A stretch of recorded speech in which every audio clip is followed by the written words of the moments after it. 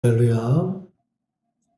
오늘 본문은 모압 평지에서 가나안 땅으로 들어가게 될 이스라엘 백성들을 향해서 모세가 큰 나라, 큰 민족을 이루기 위해서는 또 가나안 땅에 들어가서는 어떻게 살아야 하는지를 이제 설교하는 내용이 오늘 본문의 내용입니다. 1장에서 3장까지는 모압 평지 40년 동안의 역사에 대해서 들려주는 내용이에요. 스토리예요. 왜냐하면 이들은 출애굽 1세대가 아니에요. 대부분이 2세대 그리고 어린 3세대가 태반이에요. 따라서 그들이 애굽을 어떻게 출발했고 이 땅 가운데 거할 때까지의 모든 과정, 스토리를 잘 모른단 말입니다. 그래서 모세가 그들에게 이제 요약해서 그들의 발자취, 40년 동안의 발자취를 이제 조목조목 들려주고 드디어 오늘 4장 본문에서부터는 이제 모세가 전하고자 하는 핵심 메시지를 이제 선포하고 있다라고 볼 수가 있겠습니다. 오늘 본문의 키워드는 6절, 7절, 8절에서 거듭 이렇게 소개되고 있는 큰 나라, 큰 민족이라는 단어예요. 아까도 말씀드렸지만 큰 나라, 이 큰 민족은 신명기 전체 신학의 핵심 내용이다라고 말씀드릴 수가 있겠는데요. 저는 그래서 이 큰 나라, 큰 민족을 이루기 위해서는 또 그런 백성이 되기 위해서는 말씀을 준행하고 여호와를 붙여쳐야 된다라고 제목을 정하고 이 제목과 함께 여러분들과 은혜를 나누고자 하는데 그러기 위해서는 두 가지 전제가 있다. 그 첫 번째 전제는 여호와의 규례와 법도를 준행하라. 자, 1절을 보시겠습니다. 1절을 보시면 이제라고 하는 접속사로 시작이 되어져요. 이제.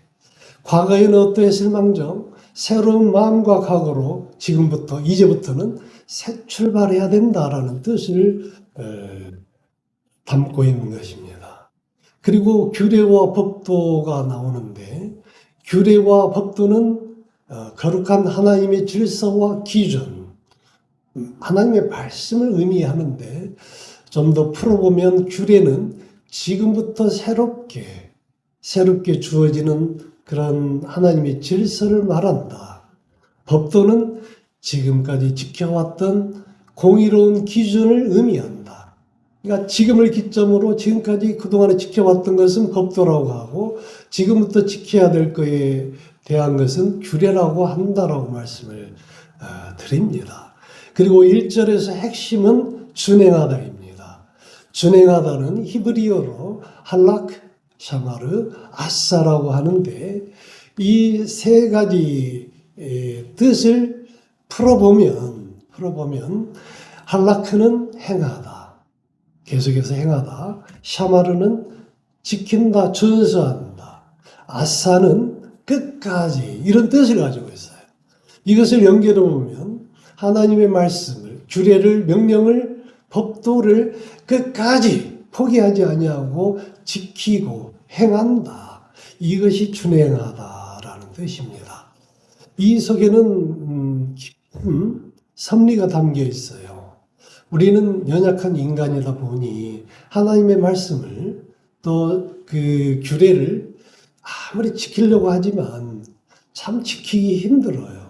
그래서 도중에 포기하기도 하고 지키려고 노력하다가 넘어지기도 하고 체념하기도 하고 자, 그럴 수도 있는데 지금 이 준행하라 이 말은 결코 포기하지 말고 좌절하지 말고 자포자기하지 말고 그럼에도 불구하고 다시금 일어나서 앞으로 순종하고 나아가라 이런 뜻이 준행하다라고 하는 이 어휘 속에 담겨져 있습니다. 그냥 소극적인 의미를 넘어서 끝까지 나아가라, 순종하고 나아가라 이런 뜻이 담겨져 있는데요. 바보 빅터라고 하는 책을 통해서 그 주인공이 주의 말씀을 어떻게 준행하고 실천하였는지를, 그리고 그리하였을 때 어떤 결과가 초래되었는지를 함께 예화를 통해서 살펴보시도록 하겠습니다. 바보 빅터라는 책 읽어보셨나요? 이 책은 마시멜로 이야기를 지은 저자의 책이에요. 그 실제 빅터라는 인물을 이제 소재로 했는데, 이 빅터는 어린아이 시절에 수줍음을 많이 타는 그런 아이였습니다. 수줍음을 많이 타다 보니 말하는 것이 참 어려워요. 미국의 교육 활동이라는 것은 주로 디베이팅, 서로 토론하는 거예요. 자기 생각을 수시로 이렇게 이제 다른 친구들에게 말을 하고, 그렇게 해서 서로 주제를 접근해가는 그런 수업이 태반인데, 빅터 차례가 되면 도무지 자신의 생각을 쉽게 드러내지를 못하는 거예요. 왜냐하면 이 빅터의 생각은 너무나 많아요. 그러니까 빅터 차례가 되면 이제 대화가 끊기게 되고, 또 너무 수줍어한 나머지 말을 더디게 하고 느리게 하고, 자, 그렇게 되다 보니 친구들 눈에는 바보같이 보였을 거예요. 자, 그런데 결정적인 것은 그 미국도 IQ 테스트 검사를 했어요. 그런데 그 IQ 검사를 했으면 오늘 같으면 절대 그래서는 안 되죠. 그렇게 했다가는 난리가 나겠죠. 그런데 그 당시 담임선생님이 이제 아이들이 IQ 테스트를 하고 결과를 다 말을 해줬어요. 공개적으로. 우리도 고등학교 1학년 때 IQ 테스트를 처음으로 했는데, 그때 그 당시 담임선생님이 IQ를 다 막 공개를 했어요. 어쨌든 빅터의 IQ는 73이라고 해가지고 많은 아이들이 이제 웃었어요. 왜냐하면 다른 친구들은 못해도 90 이상은 넘어가는데 빅터는 73이라고 했을 때 동물 중에 돌고래의 IQ가 70 남짓 된다고 하잖아요. 그래서 아이들은 빅터는 돌고래다, 이렇게 이제 비아냥거리고 이제 조롱하고 웃었어요. 그래서 빅터만 보면 돌고래 흉내를 내고, 그러다 보니 빅터는 학교 가는 것이 참 힘들었어요. 그래서 학교를 다니고 싶지 않은데, 어쨌든 그래도 끝까지 자신을 믿어주는 그 아버지의 신뢰에 부응하기 위해서 그래도 억지로 힘들게 고등학교를 졸업을 했습니다. 그리고 이제 간신히 취업을 했는데, 그가 취업한 곳은 카센터였어요. 그러니까 이 빅터라는 아이는 바보다, 이렇게 뭐 다 소문이 나가지고 어른들도 다 알아요. 그래서 카센터에서 빅터를 채용을 했지만, 빅터에게는 중요한 일을 맡기지 않고 허드렛 일만 맡겨요. 심부름 같은 거. 그러다 보니 빅터에게는 월급이라고 하면 겨우 입에 풀칠할 정도. 그래서 뭐 하루 한두 끼 정도 겨우 해결할 수 있을 정도의 그런 보수를 주었어요. 그렇지만 이 빅터에게는 이제 친구가 없으니까요. 친구가 없으니까 이제 책 읽는 것이 유일한 이제 취미였어요. 그래서 책을 살 돈이 없으니 주로 쓰레기통이나 이렇게 이제 그런 데를 뒤져서 책 조각 또는 버려진 책이 있으면 주워서 읽는 것이 빅터의 유일한 취미였어요. 그렇게 해서 가까이 하게 된 책이 성경책이에요. 그리고 성경책을 읽다 보니 중간중간에 찢어졌지만 그 말씀을 읽어보니 너무나 신비하기 짝이 없어요. 그래서 성경을 읽으면서 늘 묵상을 합니다.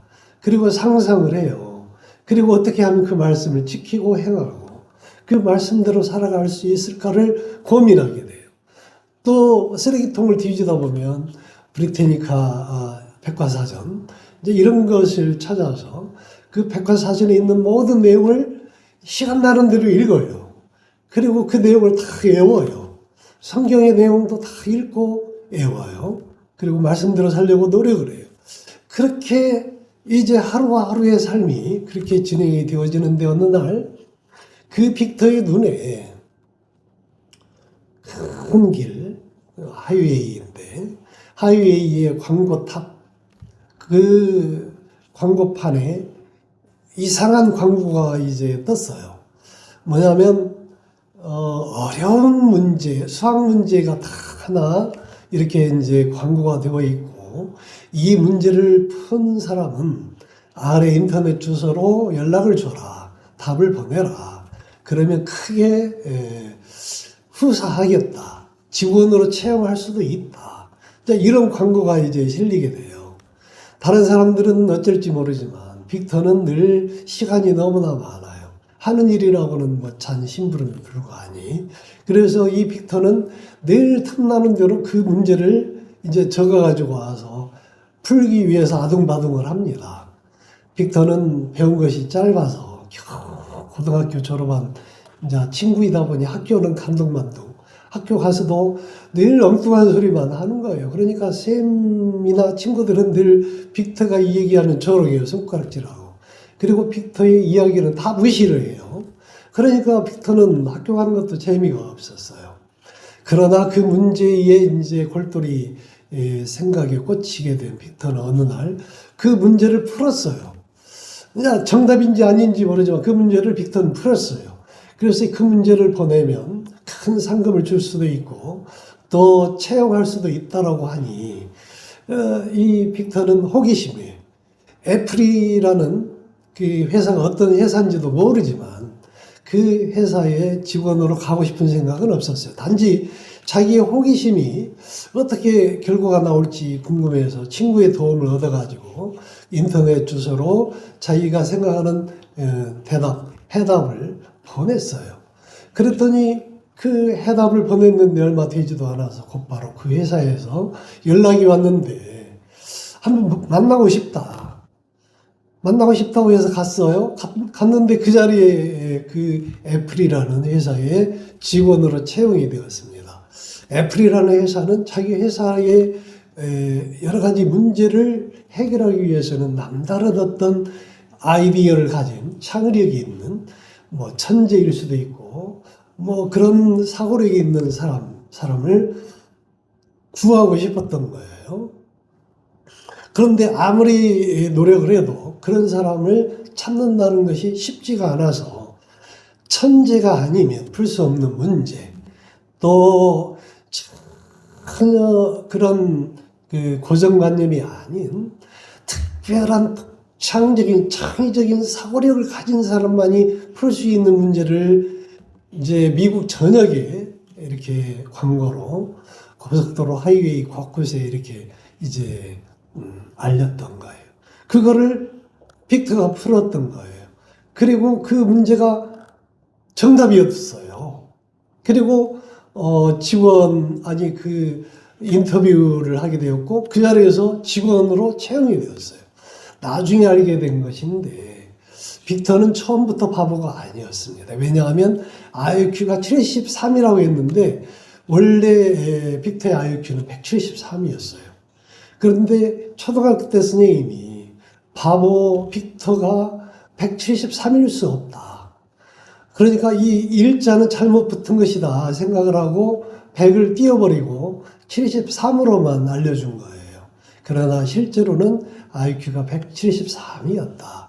결과적으로 그렇게 해서 애플 회사의 직원이 되었고 이제 하루아침에 바보가 천재가 되어지는 올챙이가 개구리가 되었나요? 아니면 어떻게 되었나요? 어쨌든 놀라운 이런 전환점. 이제 오늘 본문 접속사 이제 그 이전에 빅터는 없고 이제 새로운 전혀 다른 빅터의 모습으로 탈바꿈되어져서 이 빅터는 그 이후로 멘사, 세계적인 천재들 그런 모임이잖아요. 그 멘사의 회원이 되었고 또 회장이 되었고 발명가이자 저술가가 되었고 세계 각처를 이제 초빙되어서 가서 강연을 하는 그런 놀라운 삶을 사는 그런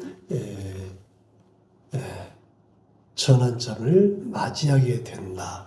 그것은 뭐냐면 빅터가 아무리 천재였지만 그리고 바보로 이렇게 이제 묻혀 살고 있지만 그가 성경책을 가까이 하지 않았다면 그래서 그 말씀을 가지고 늘 사고하고 고민하고 또 그 말씀을 지켜 행하려고 끝까지 노력하는 그런 모습이 아니었더라면 쉽게 자기의 삶을 포기했을 수도 있다.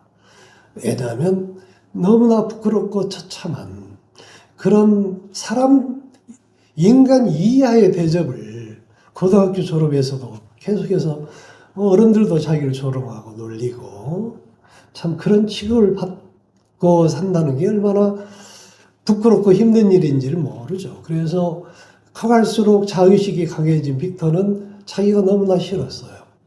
그랬을지라도 그는 그 말씀 속에서 끝내 자기를 포기하지 아니하고 이제 새로운 희망과 꿈을 가지고 끊임없이 노력하는 본능적으로 그렇게 노력하게 된 거죠. 본능적으로 노력하다 보니 그 말씀에 준행하고 나아가다 보니 그를 붙잡고 있는 그를 온몸을 결박하고 있는 어둠이라는 쇠사슬을 완전히 말씀의 그 힘이 능력이 끊어지게 하였다. 이제 그런 하나의 그 사례를 빅터라는 사람의 그 삶을 통해서 우리가 새로운 각도에서 비춰보았는데 나중에 이 빅터에 관계된 그런 것을 통해서 아이들의 장애 또는 아이들이 겪고 있는 수많은 문제, 초등학교 또는 어렸을 때 겪었던 주변 친구들로부터 이웃으로부터 부모로부터 억압당하고 놀림당하고 했던 그런 많은 트라우마가 그 아이들을 평생 묻고 있는 경우가 하다하다. 그래서 우울증, 조울증에 걸리고 그로 인해서 도중에 스스로 삶을 마감하는 그러한 친구들이 너무나 많다. 이런 문제는 오직 말씀으로밖에 해결될 수 없다. 기도로밖에 풀 수가 없다. 이런 문제에 대해서는 다시 필요한 사람들과 함께 말씀을 통해서 뭔가 터닝 포인트를 찾아가는 해결책을 모셔가는 그런 자리를 만들어 보고자 해요. 또 그런 사역을 저는 계속해서 해나가고 싶다라고 말씀을 밝히는 바입니다. 어쨌든 이제 오늘 큰 나라, 큰 민족, 큰 가정, 큰 일꾼이 되기 위해서는 첫 번째로 말씀을 준행해야 된다.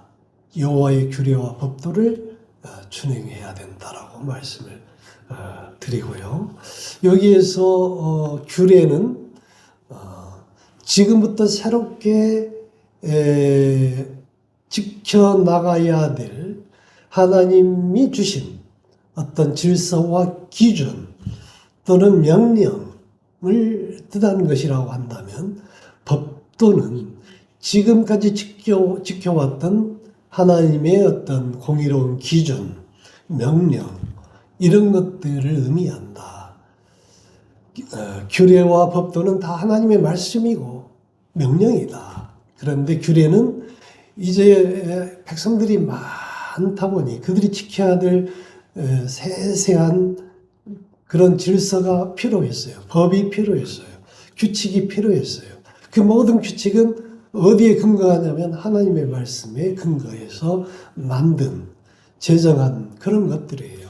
그런 규례에는 이제 새로이 만든 규정인데 지금부터 지켜야 될 이스라엘 백성들이 지켜야 될 그런 법이고 법도로 가는 것은 지금까지 그들이 공의 지켜왔던 그런 것들을 말한다라고 말씀을 드립니다. 또 1절에 보시면 1절에 보시면 후반절에 조상의 하나님 여호와께서 너희에게 주신 땅에 들어가서 그것을 얻게 되리라 했는데 그것은 무엇이냐면 가나안 땅이죠.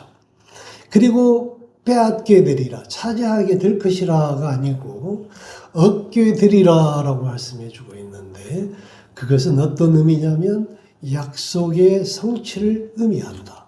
언약의 성취를 의미한다.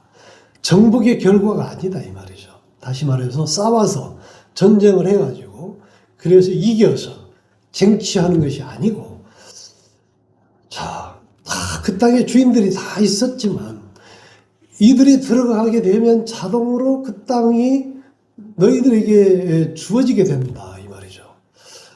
이런 줄 알았으면 40년 전에 12명의 정탐꾼이 가서 우리는 벌레만도 못하고 메뚜기만도 못해서 그들의 밥이 될 수밖에 없다고 울고불고 했던, 통곡을 했던 그런 것들이 얼마나 부질없고 어리석은 일이었는지 아마 비추어 생각해 볼 수가 있겠습니다.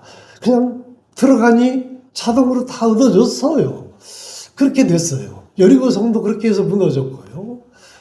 그게 이제 순종하고 나아가니 그렇게 된 거예요. 자동으로 얻어진 것이 아니었어요.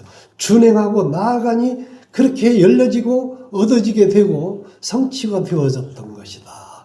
라고 이제 오늘 1절 말씀을 통해서 말씀을 나누었고, 자, 큰 나라, 큰 민족이 되기 위한 두 번째 전제 조건이 있는데 그것은 오늘 4절 말씀을 보시면 알 수가 있겠습니다. 4절 말씀 함께 읽습니다. 시작.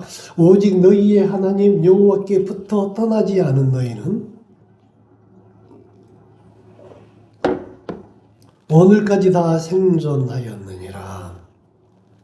두 번째 메시지의 핵심은 부터예요. 부터.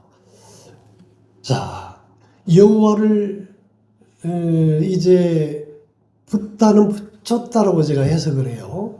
여호와를 붙잡는 백성이 큰 민족이다라는 것이죠. 오늘 말씀 두 번째 메시지는 여기에서 붙다 이 말은 히브리어로 타바크예요.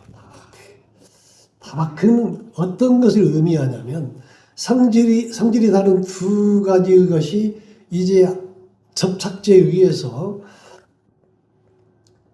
완전히 붙어서 하나가 되어진, 오랫동안 지속적으로 밀착되어 있는, 하나가 되어서 밀착되어 있는 상태를 이제 타바크라고 한다.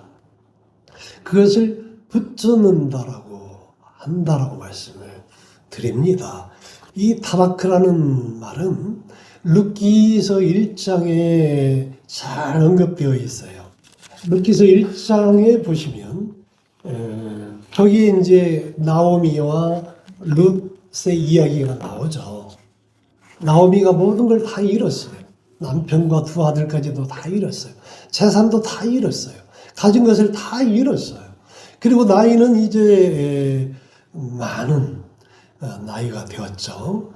그리고 가진 것도 없고 이제 노약한 그런 모습으로 고향으로 돌아갈 수밖에 없어요. 고향은 가나안 땅이죠. 가나안 땅을 떠나지 말라고 했는데 가나안 땅을 떠나서 가나안 땅에 가뭄이 들어지니 모압 땅으로 갔던 거예요. 그래서 약속의 땅, 언약의 땅 가나안을 떠난 그들은 결과적으로 모든 걸 다 잃어버렸던 것이죠. 훗날 우리가 또 약속의 땅 교회를 떠나서 세상 가운데 이렇게 의지하고 살아가는 그런 어리석은 선택이 있을 수 있어요. 그러니까 가나안 땅을 떠나는 것은 믿음의 나라, 하나님 나라, 교회를 떠나는 것도 그런 것과 일맥상통한다고 볼 수가 있겠는데요. 결과적으로 나오미는 가나안에서는 큰 이제 부족을 이끌었던 그런 떵떵거리고 살았던 사람이었지만 모압 땅으로 갈 때는 많은 걸 가지고 거느리고 갔지만 다 잊어버리고 아무것도 없는 그런 모습으로 이제 돌아오게 되었을 때 그의 두 며느리에게 자기 신세를 얘기하고 자기는 더 이상 모압 땅에 살 수 없음을 선포하고 자 장래가 창창한 젊은 두 며느리에게는 이제 너희들이 살 길을 향해서 큰 며느리 오르바는 때는 이때다 생각을 한 것 같아요. 그래요. 눈물은 흘리지만 표정은 기뻤을 것 같아요. 예, 저는 여기에 남겠습니다 하고 큰절하고 물러나죠. 그러나 둘째 며느리 룻은 전혀 다른 선택을 합니다. 어떤 선택을 해요? 어머니의 하나님이 나의 하나님이십니다. 이렇게 고백을 하면서 이제 시어머니 나오미를 모시고 나오미의 고향, 자기는 전혀 알지 못하는 곳이에요. 자기 시어머니 나오미는 가진 것이 전혀 없어요. 그런 시어머니를 따라서 장래가 창창한 룻은 기꺼이 따라 나섭니다. 그리고 나오미의 이제 지팡이가 되어져서 그 먼 길을 향해서 이제 한 걸음 한 걸음 가게 되고, 결과적으로 룻은 그곳에서 보아스를 만나서 이제 남부럽지 않게 떵떵거리면서 살고, 그리고 이제 자녀를 낳게 되는데, 그가 바로 다윗의 이제 할아버지가 되어지는 거죠. 그리고 룻을 통해서 예수님이 이제 계보를 잇고 태어나게 되잖아요. 그런 보잘것없었던 시어머니 나오미를 쫓은 룻의 선택을 통해서 저는 문득 이 자리에 있는 여러분들이 생각났어요. 이 보잘것없고 초라한 이 목사를 붙쫓은 여러분들, 더사랑교회, 이 개척교회 성도도 얼마 되지 않은 이런 초라한 교회를 붙쫓은 여러분들은 룻과 같은 그런 위대한 선택이라고 저는 감히 말씀드리고자 합니다. 그러한 선택할 여러분들 삶이 큰 민족, 큰 나라, 큰 가정, 큰 일꾼 되어지는 놀라운 은혜가 있기를 주의 이름으로 축복하고 축원드립니다. 붙였다의 이제 말씀으로 대표적인 것은 요한복음 15장 4절에 있어요. 포도나무와 가지의 비유잖아요. 예수님은 포도나무 가지요.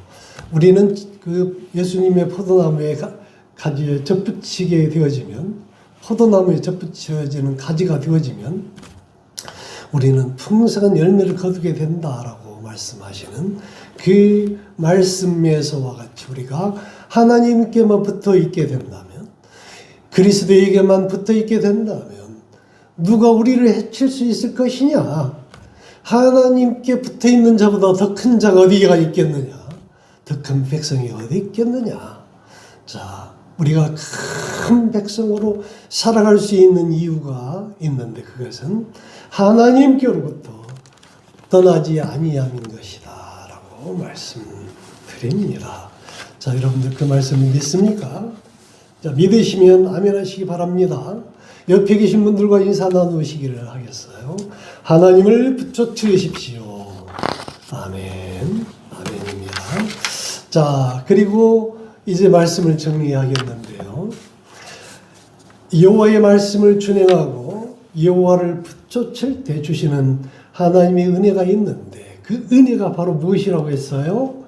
예, 큰 나라, 큰 민족을 이루는 그러한 은혜다.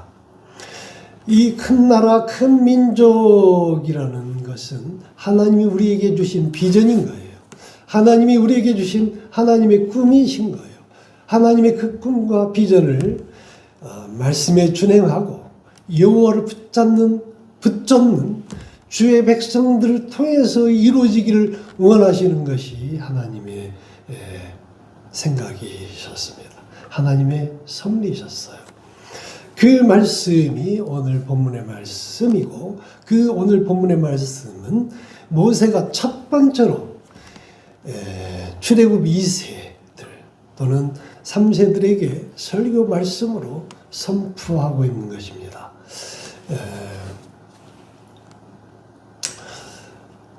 이 모든 것은 이스라엘을 능가하는 기독교 중심 국가로 인해서 얻어지는 효가라고 해도 과언이 아닐 것이다. 큰 나라, 큰 민족. 오늘날 우리가 이스라엘 백성들을 통해서 엿볼 수가 있잖아요. 한 번도 이스라엘은 큰 나라인 적이 없었어요. 큰 민족인 적도 없었어요. 그러나 어느 누구도 이스라엘이 큰 나라가 아니고 큰 민족이 아니라고 말할 수 있는 사람 아무도 없습니다. 세계가 미국이 움직이고 있다면 그 미국을 움직이는 사람들은 미국 인구의 2%가 안 되는 유대인들이 움직이고 있다고 하잖아요. 그런 유대인들 어느 누가 무시하겠어요? 어느 누구가 그 유대인들이 이스라엘 백성들이 큰 나라가 아니고 큰 민족이 아니라고 할 수 있겠어요? 오늘날 우리나라도 마찬가지입니다. 우리나라도요. 정말로 경제, 외교, 국방, 문화, 정치 등등 두루두루 이렇게 돌아보고 살펴보면 오늘날 G7 뭐 이런 것을 이야기하고 있는데 유럽이 네 나라죠. 영국, 프랑스, 독일, 이탈리아. 그리고 이제 유럽이 아닌 나라 미국, 캐나다, 일본. 이렇게 7나라가 50년 동안이나 어떻게 보면 독선이죠. 50년 동안이나 이 7나라가 권고히 빠지지도 않고 추가하지도 않은 채 G7이라는 어떤 결속체를 이끌어 왔어요. 그리고 이제 요즘은 우리나라를 그곳에 포함시키려고 하는데 한때는 일본이 반대해서 들어가지 못했지만 지금은 G7 나라에서 모두가 다 일본을 비롯해서 G7 그 안으로 우리나라를 포함시키려고 하지만 우리나라는 들어가지 않습니다. 왜 그러냐면 G7이라는 나라의 결속력이라는 것은 무엇이냐면 같은 목소리를 내야 돼요. 근데 우리나라는 이제 미국과 중국과의 미묘한 갈등 관계, 대만을 놓고 또 일본과 또 중국과의 미묘한 관계, 또 러시아하고의 관계 이런 것 저런 걸 놓고 보면 G7에 들어가고 싶어도 선뜻 들어갈 수가 없는 거예요. 만약에 전쟁이 일어나면 우리도 그 대만 전쟁에 참여를 해야 되는데 대만 전쟁에 참여하는 순간 우리나라는 순식간에 전쟁터로 변하고 말죠. 그래서 대만보다도 더 큰 피해를 입고 말 수 있어요. 그런 선택을 누가 합니까? 따라서 G7에 들어갈 수는 없어요. 그러나 G7을 좌우하는 문화지수, 신용평가, GDP, 그리고 방위산업, 기타 미래를 상징하는 여러 미래 산업 7가지 기준으로 놓고 보면 첫 번째는 미국이에요. 그리고 7가지 영역에 모두 포함되는 유일한 나라가 우리나라예요. 그래서 G7 중에서 두 번째에 위치하는 나라가 우리나라예요. 그만큼 대단한 나라가 우리나라입니다. 국토는 22만 킬로 이 정도밖에 안 되죠. 제곱킬로. 영국보다도 조금 작은 나라죠. 그리고 인구는 5천만 조금 넘어요. 그런 나라임에도 불구하고 세계 수많은 나라 국가 중에서 그런 7가지 영역에서 전 영역에 골고루 탑을 이루고 있는 그 유일한 나라가 우리나라라니까요. 그렇게 위대한 나라 우리나라는 왜 그렇게 되었을까요? 늘 제가 이 얘기하지만 새벽 예배를 드리는 세계에서 새벽 예배를 드리는 유일한 나라, 매년 목사를 많이 배출하는 나라, 또 인구 대비 제일 교회가 많은 나라, 등등등, 또 해외 선교사를 가장 많이 보내는 나라,